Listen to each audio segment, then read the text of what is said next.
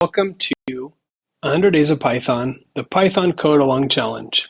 I'm Bill Mosley, and if you want to find the entire listing of the 100 Days of Python, you can find it at my website, www.bmosley.com/hdp. Let's get started. All right, so we're picking up where we left off in day 48 of the 100 Days of Python. And in day 48, we built a fractal tree that then we introduced some level of randomness in terms of the length of the branches. So this is what we currently have when we're talking about a fractal tree. Let's go ahead and scoot that down just a little bit more so that it stays on screen. Might need to adjust it a little bit more later. That seems like it's going to be good enough. And there we have the fractal tree, and the variance makes it look a little bit more natural, and the variation of the tree trunk and the branches thickness, as well as the variation in the length of some of the branches. So we're getting there, but it still only has two splits. The angles are all the same, so it's still relatively unnatural looking. So I'm going to now, let's play around with the branches here, and let's introduce not just a difference in the angle between the branches, but also in the number of splits that it does. So that's going to take a little bit of math here, but I think we can figure it out. So let's go ahead and do that. So here we have our branching structure. We go left 30, then we draw a branch, then we go right 60, then we draw another branch. It's the same for everyone. So in this section, this is where we are going to need to create the branches here. So what we're going to do first is we are going to need to start over here. And what I want to do is I want to figure out a number of branches. So let's say int number of branches equals random randint, and we're going to do between 2 and 5 branches. And then once we do that, we're going to vary the angle between them a little bit.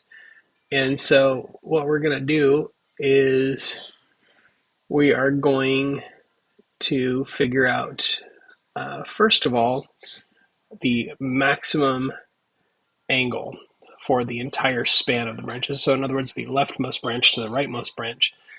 So we're going to figure out int max angle. Again, this is the whole span. And so we're going to say random randint. And we are going to choose something between the int nb times 20, so 20 degrees per branch, right? And int nb times 33 degrees per branch. So it's going to be somewhere, let's say there's 5 branches, so it'll be somewhere between 100 and less than 180, so it'll be like 165 total degrees between the leftmost branch and the rightmost branch in each fork. So next, what we need to do is we need to figure out what is going to be sort of the average distance between, if we were to create equal span between each branch, what would that be? So int average angle is going to equal the int max angle floor divided by the number of branches minus 1. Because if you think about it, if we have 5 branches, we'll have 4 gaps or 4 angles in between them. So 4 angles would be the int nb minus 1. and then we divide the max to get the average angle. That's useful. Okay, so what we need to do is we need to say we are going to now figure out how far left to go. So we're going to go left. We're going to go the number of branches divided by 2, and that is going to be multiplied times the int average angle. So that should give us about half of where we're going to go. Now, before we start moving, there's one more thing I want to do, and that is I want to get the angle of this turtle before I start splitting off. This will make it really easy to return to home before we back out. So int, I'm going to say parent angle for the parent branch, and I'm just going to get the heading, and that will put the direction the turtle is facing into that variable, and we can use that later. Next up, we are going to start going through each branch. So we've moved to the left, we pointed it off in this direction. We're going to take each branch. For each branch in range int nb, that'll give us one branch for each number there. So if it's 2, it'll give us 2. If it's 5, it'll give us 5. And then what we need to do is we need to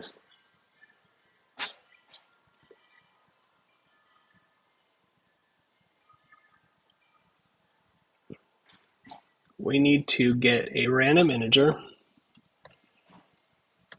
for the variance in the angle. So we're going to vary that up a little bit. Random rand int, and we're going to go from negative 15 to 15. And that'll give us a factor that we can then use to vary the angle between each thing a little bit by 30 degrees, 15 in either direction. And then we are going to figure out the variation in the distance. Actually, we're going to go ahead and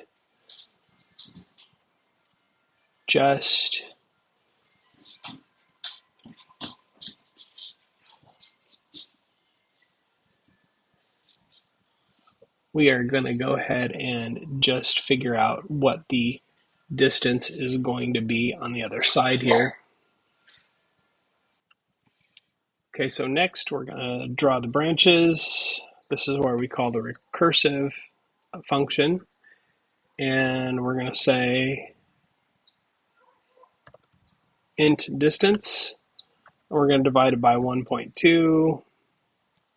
That'll give us a small decreasing factor. And we may have to adjust that a little bit later, but we're going to leave it for now. And then we are going to go right.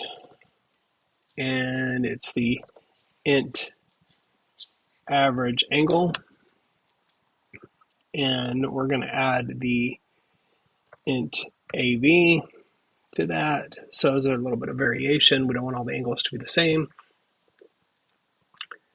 And then what we do is, once that's done for each branch, it's going to do all of these things. And then we're going to set heading to int parent angle, and set heading is not camel cased. There we go. And then we're going to let it go back. So now before we run this, we need to do a couple more things. First thing we need to do is make sure that pen size here is not getting any negative numbers, because if this should go to 8, then we have -1 times 2, which is -2, plus 1, which is -1. A pen size of -1 is going to generate an error. So let's cap this off and make sure that we're not going to have a pen size that's negative. So we're going to say if int level is less than or equal to 7, then we're going to do this. Else pen size 1. Okay, so that makes sure that we're not doing too much there. And also, we want to make sure that our angles are all right, but let's just check this out and see if we have any other issues. Notice I went to super slow here. We've got a lot going on here because look at those. That is a tree that looks like it's been drawn by Tim Burton, which isn't necessarily a bad thing, but not necessarily what we want either. So we got to reduce the angle here. And so we want to reduce the max here. And let's take care of this. And let's try running that now. We're getting a little more reasonable, but our factor is not doing what we wanted to do here. So we're going to increase that to 1.5. That'll reduce it by a larger number. Let's see where we're getting here. Okay, now we're getting something a little bit more reasonable in terms of a tree. We are getting some variation. So this is just sort of the tweaking part of this. And I think I'm going to go, let's go 6 on the pen width here. And let's definitely speed that up. Let's go back to 0, which is the fastest turtle speed. And now let's see what we're looking at.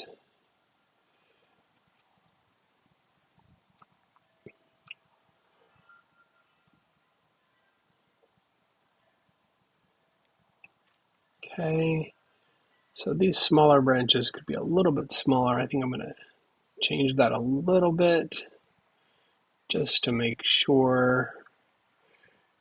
And I'm going to go with 5 here, and I'm going to go squared. And I'll make sure that if it's greater than 5, we just have a 1 there so we don't have that error. And let's try that out.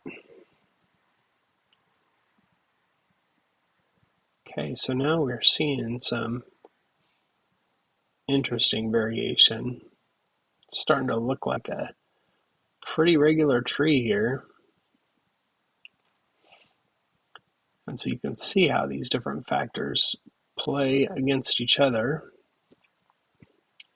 It looks like we may be on our last little branch here, just like that. Not too bad, not too bad. But we want to make sure, seems like the tree's weighted a little heavy to the left. So we've got a little bit of a issue there with our algorithm.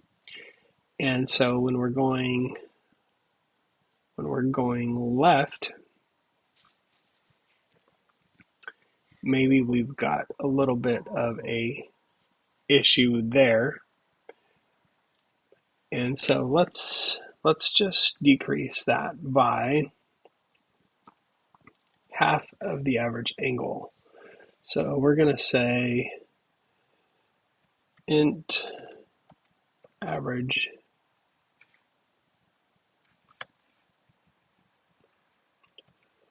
angle divided by 2.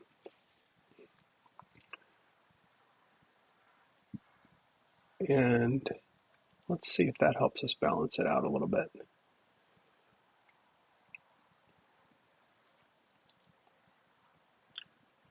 It seems to. Let's run it again. That was just a 2-branch tree there. Since we've got some randomizing going on here, it's tough to tell. These are definitely feeling a little bit more balanced. Here's one with more branches.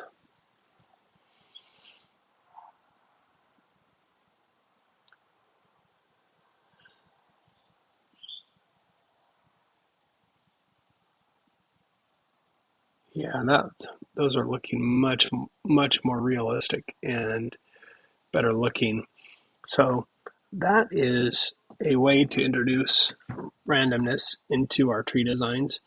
Next time we'll come back and we'll add some leaves and maybe some flowers and make these trees really stand out. That's it for today. Thank you so much for watching this video and coding along with me. Once again, if you want to access the entire listing of 100 Days of Python, you can do it at my website, www.bmosley.com/HDP. You can also access my book, Introduction to Python Programming for Absolute Beginners, at my website, www.bmosley.com/book. Thanks again, and we'll see you around.